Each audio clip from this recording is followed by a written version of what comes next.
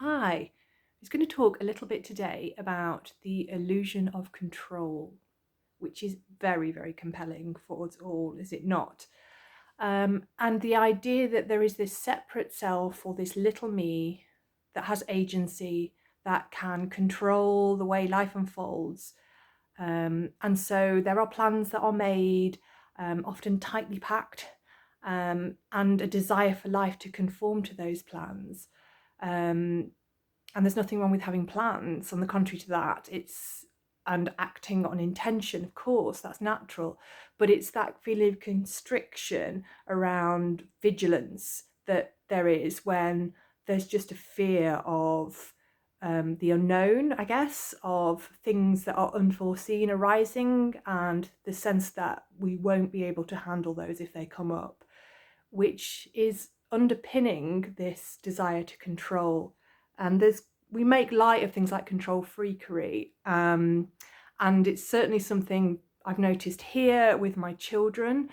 The need for kind of oversight and watching, particularly when they're little, which is normal, obviously, but to the degree of like worrying about what might happen all the time.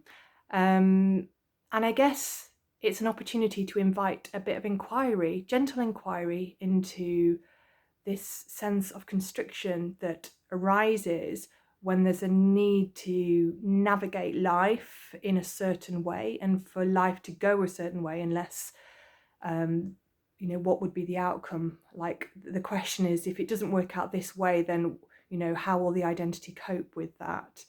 Remembering, of course, that the identity is made up. It's a construct of the mind, lots of repeated, deeply held ideas about who we are.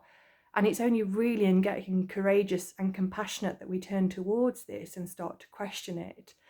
And it's useful to use analogies like the river, for example.